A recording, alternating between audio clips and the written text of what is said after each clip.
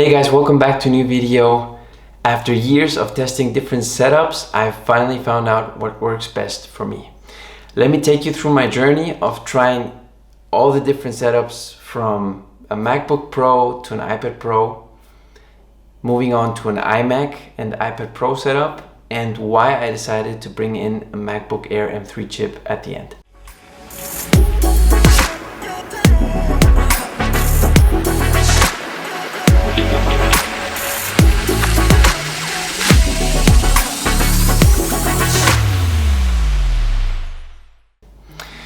My old setup, the MacBook Pro, iPad Pro setup. That setup was the one with which I started the business that Katia and I keep running, Barroso Studio, our photography and design studio. And the main focus on that setup was powerful devices with the most flexibility and versatility. And it worked perfectly fine. It worked so well that I kept telling myself, this idea or this curiosity I had about it, working with a bigger display was just an excuse to change things up and try something different. And it wasn't something that I really actually needed. And I think I could still argue it isn't really extremely necessary. You can definitely deal with not having a bigger screen from a monitor like a 24-inch or 27-inch monitor, for example. And that was the main reason that I didn't change anything, because the MacBook Pro and the iPad Pro setup worked so well that you were flexible enough to go to shoots, edit stuff at the same spot, or if it doesn't matter if you were on a car, in a train, on a plane, you could work wherever you were, and you could stop and go continue your work whenever you had the chance or the time for it. And that was the main pro of this setup. That was the most valuable aspect that I could see from the setup and why it worked so well. And the main con of this was that I did have situations where either I was not comfortable enough, or I was not constantly but quite often thinking it would actually be nice to be sitting at a desk with a proper monitor where I could actually see in a bigger display with a high resolution the details that I'm doing, especially when I was editing pictures and when I was doing color grading for videos. Because the design work was fine. I did a lot of 3D modeling with both devices, and the apps were connected in the meaning from you could start one project on the iPad and you could continue that same project on the MacBook.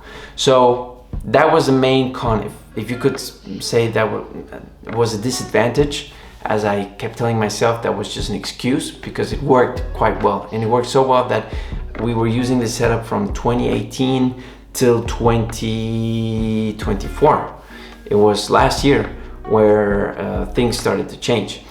And one of the major reasons one of the major reasons why things changed was my health. For those who don't know, I have a chronic illness, and this sickness or illness affected my lifestyle in such a way that in 2021 doctors told me I was not capable of flying.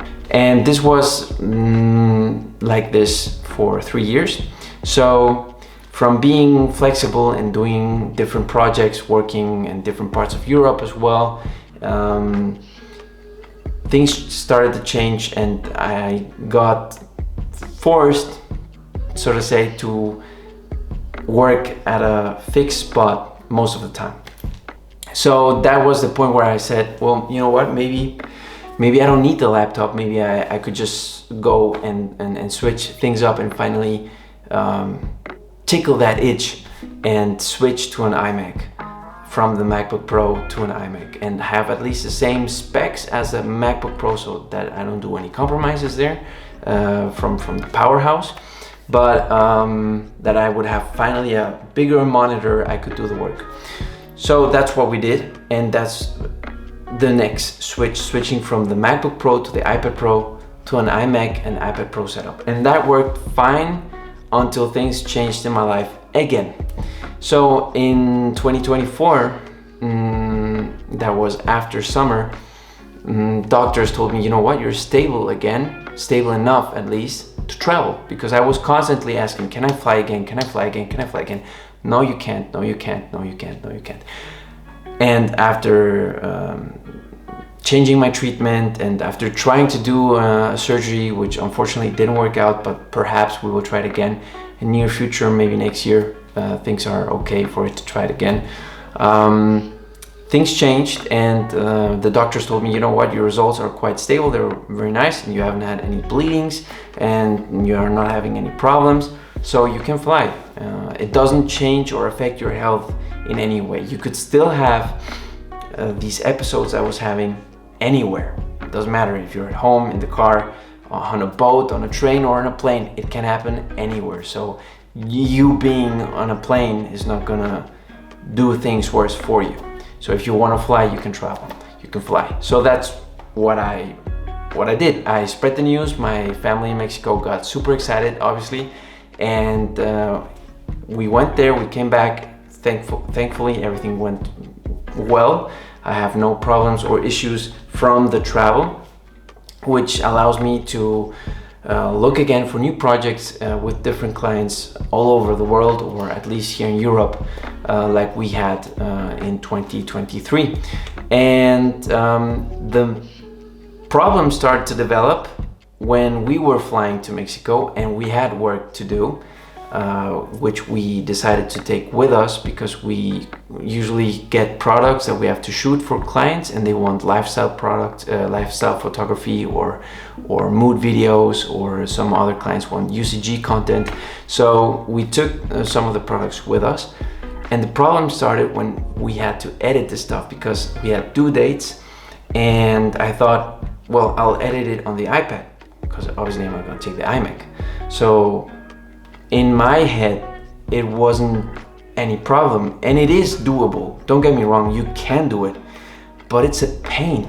It's literally a pain. I mean, having an iOS device and trying to use it as a Mac OS, not gonna work. So if you can do it, I repeat, you can do it. And if you're willing to do that compromise, then just stick to the iPad Pro, I guess.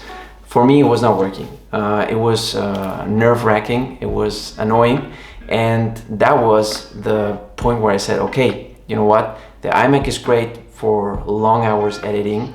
The iMac is being used for when we're sitting over 2, 3, 4 hours doing edits of hundreds of pictures, videos, color grading, etc.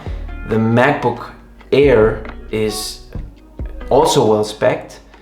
It's nice and thin, so it's thinner than a MacBook Pro, and that was the main reason why I decided to go for a MacBook Air and not a Pro again, because the MacBook Pros just got thicker. And I know there's a reason for it, but I do prefer the MacBook Air design. It's super light, super slick, and I had the MacBook Pros in 2018 where you had to get the dongle for the SD cards, so I was used to dongles, so I didn't mind getting again used to using an adapter for the MacBook Air for the SD card. So that was a compromise I was willing to take, and so far it's working just fine.